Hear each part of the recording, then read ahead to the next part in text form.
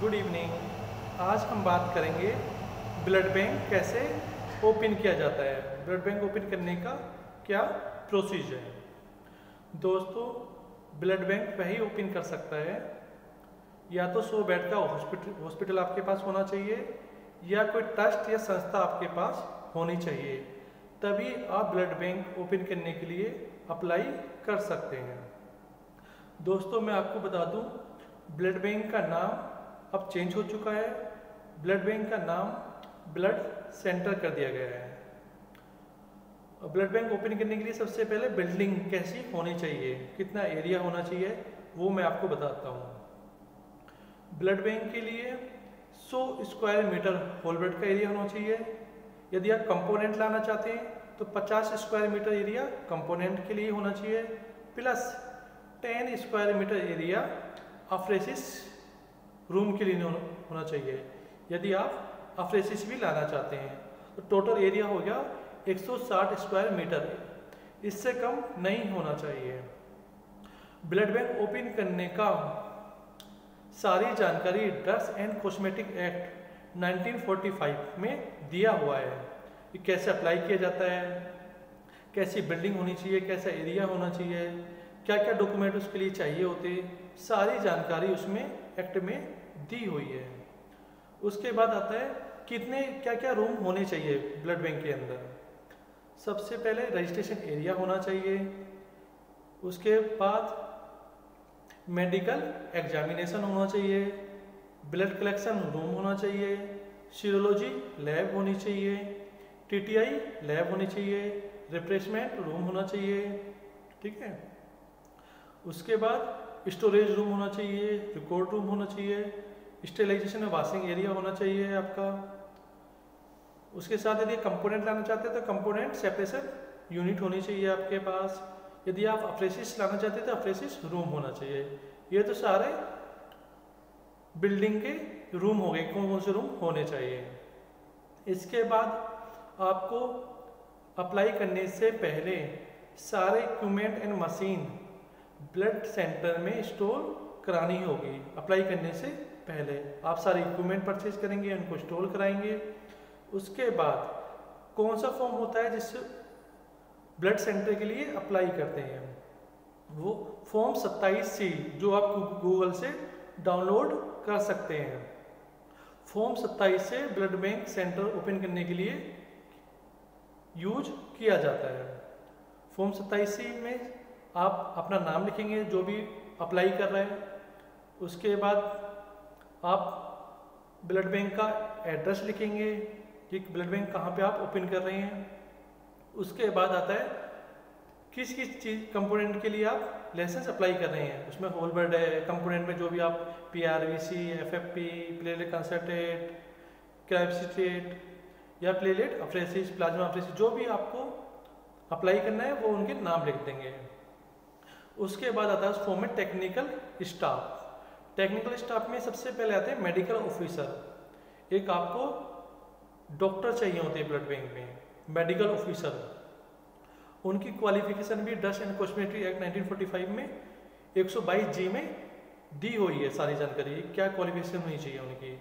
यदि MBBS MD doctor हैं वो उसके लिए अप्लाई कर सकते हैं मेडिकल ऑफिसर के लिए। MBBS PG डिप्लोमा है वो उसके लिए अप्लाई कर सकते हैं, बस उनको ग्रुपिंग कुछ मैचिंग की जानकारी होनी चाहिए। यदि खाली MBBS हैं तो उनके पास 1 साल का एक्सपीरियंस होना चाहिए ब्लड बैंक का, तभी वो मेडिकल ऑफिसर के लिए अप्लाई कर सकते हैं। उसके बाद यदि कंपोनेंट आपका ब्लड बैंक है तो टेक्निकल सुपरवाइजर चाहिए। उनकी क्वालिफिकेशन DMLT हो या BSc MLT हो। DMLT है तो 1 ईयर का एक्सपीरियंस होना चाहिए ब्लड एंड कंपोनेंट का। ये BSc MLT है तो 6 मंथ का एक्सपीरियंस उनके पास होना चाहिए ब्लड एंड कंपोनेंट सेपरेशन का। उसके बाद ब्लड बैंक टेक्नीशियन चाहिए होते हैं। DMLT है तो 1 ईयर का, ये BSc MLT है 6 मंथ का। एक रजिस्टर्ड नर्स चाहिए होती है ब्लड बैंक के लिए, GNM हो या BSc नर्सिंग हो, वो होनी चाहिए। उसके बाद एक फीस जमा होती है। जब ब्लड बैंक आप लाइसेंस के लिए अप्लाई करते हैं फीस भी जमा करानी होती है, इंस्पेक्शन फीस होती है, वो फीस जमा करानी होती है।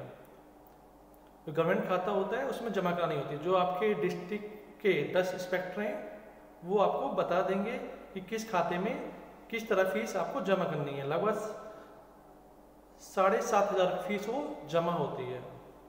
उसके बाद जो भी अप्लाई कर रहे हैं उनके सिग्नेचर हो जाएंगे, स्टैंप लग जाएगी। उसके बाद साथ में क्या क्या डॉक्यूमेंट आपको लगाने होते हैं। सबसे पहले फॉर्म 27C हो गया। उसके बाद यदि आपका हॉस्पिटल है तो हॉस्पिटल का रजिस्ट्रेशन आप साथ में लगेगा। यदि आपकी ट्रस्ट या NGO जो भी है, संस्था है, उसके ट्रस्ट के डॉक्यूमेंट साथ में लगेंगे। यदि आपका संस्था या ट्रस्ट ब्लड बैंक खोल रही है तो SBTC की NOC भी साथ में लगानी होगी। यदि हॉस्पिटल बेस्ड ब्लड बैंक है तो उसमें SBTC की NOC नहीं चाहिए होगी। उसके बाद उसके ओनर कौन है उनके डॉक्यूमेंट साथ में लगेंगे, ठीक है। उसके बाद सारे स्टाफ के डॉक्यूमेंट लगेंगे। जो मेडिकल ऑफिसर हैं उनका एक एफिडेविट भी बनेगा, साथ में सारे स्टाफ का एफिडेविट बनेगा जिसमें उनका नाम, एड्रेस, क्वालिफिकेशन कहाँ से किया, कितना एक्सपीरियंस है, एक एफिडेविट बनेगा, सबका लगेगा। मेडिकल ऑफिसर के सारे document, appointment letter, joining letter, qualification, experience, सारे सर्टिफिकेट लगेंगे। टेक्निकल स्टाफ के लगेंगे, नर्सिंग स्टाफ के लगेंगे डॉक्यूमेंट। उसके बाद आपने जो इक्विपमेंट खरीदे, परचेज किए, उनके बिल साथ में आपको लगाने होंगे एंड इंस्टॉलेशन रिपोर्ट साथ में आपको लगानी होगी सभी मशीनों की। उसके बाद आपको SOP लगानी होगी, standard operating procedure. Blood bank का जो भी आपका SOP आपने बनाई होगी वो आपको साथ में लगानी होगी। उसके बाद फायर सेफ्टी की NOC होगी, वो आपको साथ में लगानी होगी। बायोमेडिकल वेस्ट एग्रीमेंट है वो आपको साथ में लगाना होगा। पेस्ट एंड कंट्रोल का एग्रीमेंट किससे किया है आपको वो साथ में लगाना होगा।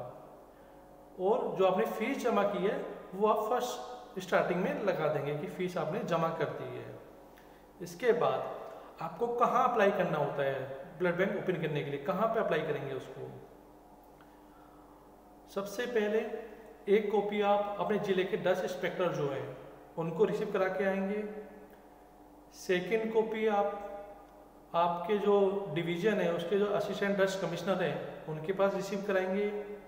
तीसरी कॉपी आपकी जो स्टेट के ड्रग्स एंड कंट्रोल जो FDA का ऑफिस है स्टेट का आपका, जैसे यूपी का लखनऊ में है तो वहाँ पे रिसीव करा के आएंगे एक कॉपी। एक कॉपी आपको जो नॉर्थ जोन का है CDSO जो गाजियाबाद में है हमारा, वहाँ पे एक कॉपी रिसीव करा के आएंगे। एक कॉपी आपको drugs control general of India जो नई दिल्ली में है वहाँ पे उसकी एक कॉपी रिसीव करा के आएंगे। रिसीव कराने के बाद वहाँ से आपको जानकारी मिल जाती है कि आपका ब्लड बैंक का इंस्पेक्शन कब किया जाएगा। जब भी आपको मेल के थ्रू या फ़ोन के थ्रू आपको जानकारी दे दी जाएगी कि आपका इंस्पेक्शन कब है। आपको मेल आ जाएगा, आपके ब्लड बैंक का इंस्पेक्शन किया जाएगा जिसमें पूरी टीम आई होती है। जो ड्रग्स इंस्पेक्टर होते हैं साथ वो होते हैं, असिस्टेंट ड्रग्स कमिश्नर जो आपके डिवीज़न के वो साथ में होते हैं। एक CDSO नॉर्थ जोन के जो ड्रग्स इंस्पेक्टर है साथ वो आते हैं साथ में। और साथ में एक ब्लड बैंक एक्सपर्ट होते हैं जो आपका ब्लड बैंक का इंस्पेक्शन करते हैं। इंस्पेक्शन में वो सारा स्टाफ की क्वालिफिकेशन, एक्सपीरियंस सब चेक करते हैं। आपका जो एरिया है वो सारे ये चेक करते हैं। कौन स्टाफ कहाँ पे काम करेगा उनसे जानकारी प्राप्त करते हैं। उसके बाद जो भी उनको लगता है, जो भी ऑब्जर्वेशन है वो आपको रिपोर्ट में लिख के दे देंगे। वो आपको पूरा कर लेना होता है। पूरा करने के बाद जहाँ आप कॉपी रिसीव करा के आए थे जिन जिन जगहों पे, वहाँ पे आपको अपनी रिपोर्ट भेजनी होती है कि हमने ये ऑब्जर्वेशन सारे कंप्लीट कर लिए हैं। उसके बाद आपको ब्लड बैंक का लाइसेंस, आपका जो स्टेट है FDA वहाँ से एंड सेंट्रल गवर्नमेंट दोनों के सिग्नेचर होते हैं, वहाँ से लाइसेंस जारी कर दिया जाता है। तो दोस्तों जो ब्लड बैंक ओपन करना चाहते हैं उनके लिए अच्छी जानकारी है। आज के लिए इतना ही काफ़ी है। आप कुछ पूछना चाहते हैं तो आप नीचे कमेंट में लिख सकते हैं। Thank you.